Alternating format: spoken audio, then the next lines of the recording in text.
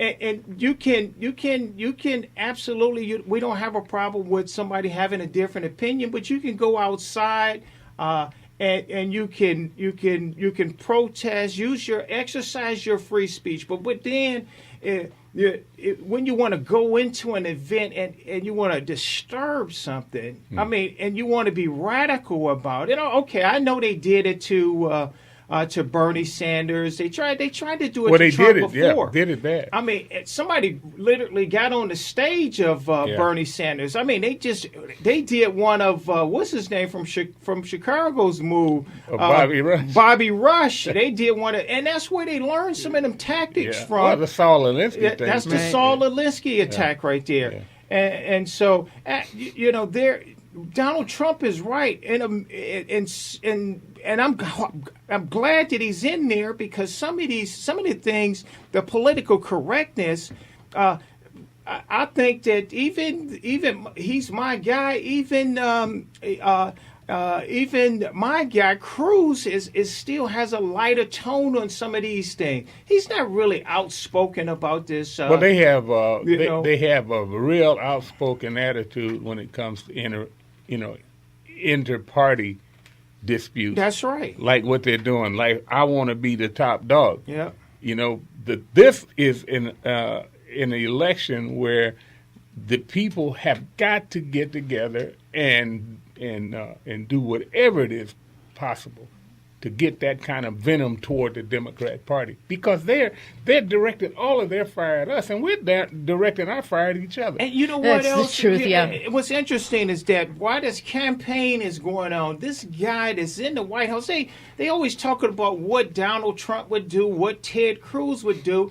I mean, we've been traumatized. 7 years of this guy just grinding and grinding away our American this culture, the culture of virtue. Well, let's look at it. Our Constitution, our Bill of Rights, and replacing it with all kind of other stuff. She was, like I said, I'm adamantly against illegal immigrants. She was against gay marriage, homosexual marrying. She said that it was a sacred trust between two people. That was heterosexual marriage. She was against illegal immigration, against gay marriage. She was also against the deficit. She was also against the deficit when George Bush was the president. Yes. She was also against the war when George Bush was president. But when it came to Obama, when he went into Libya and all of that, she was for all of that. She's the one with the... she was with the war for a while. Before she was against it. Before she was against it. Yeah. Because she absolutely, she was, and that was one of the things that he used to in opposition, to position himself against her. We was out, you voted for what we never should have been in the first place. Yeah. And so that's where he got his ground at, But see, and it's that's all why right. she was losing ground. It's all right for the Democrats to progress in their terms. It's all right for them to change their mind. Yes. But if you do it as a Republican, then that's fodder for them to tell everybody in the world that you did that for racist reasons, not for reasons that what your policy may not work. Yeah. No, you have to hate people. You have to be a racist. And this is what we have got to figure out a way, and especially we need not to have our people running for president siding with the Democrats and calling people racist.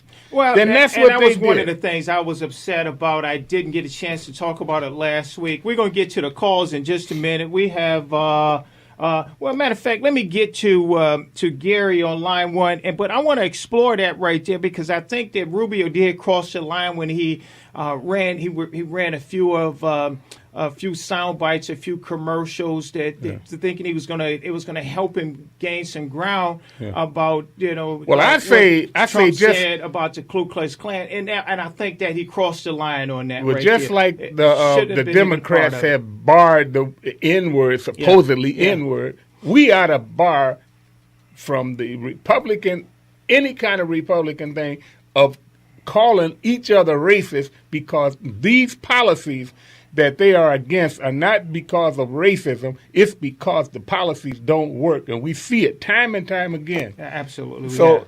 Well, in a primary, though, the reason for a primary is to be able to air differences of opinion. Absolutely. And quite frankly, I think that what Rubio has done in these past few weeks is he's shown that he doesn't have the intuitive nature to be able to respond or react to the lay of the land, quite frankly. He has made a number of political blunders as far as I'm concerned, just like now he's saying that the people in Ohio should vote for Kasich even though they support Rubio. That's against the idea of being able to take your individual vote into that booth and vote for the person that you want. He's doing this all in an effort to stop Trump. So he's no longer supporting his own candidacy for president. Absolutely. He's trying to help the establishment, if you will, find a way to stop Trump when Trump appears to be the people's choice. Good or bad, right or wrong. That's right. You're right about that. All right. So here, let's go to the line. Good morning, Gary. How you doing? Good morning, everybody. Hi, Gary. Seriously, the KKK. I mean, and Rubio running commercials, editing what Trump said, and slandering him over. This is unconscionable. That what they're doing, and what gets me is as soon as a conservative, any weirdo comes out and says something like that, I support Trump, and he's got a history of being a Ku Klux Klaner. Oh, it's all over the place. What people don't realize is that when Obama ran for president the first time, the Communist Party USA, they know their candidate's never going to get elected, so they come to that conclusion and they go, well, we're supporting Obama for president, and nobody has a clue that actually happened. Yeah. Exactly. And that's the thing. And they just talk about who is, supporting who here.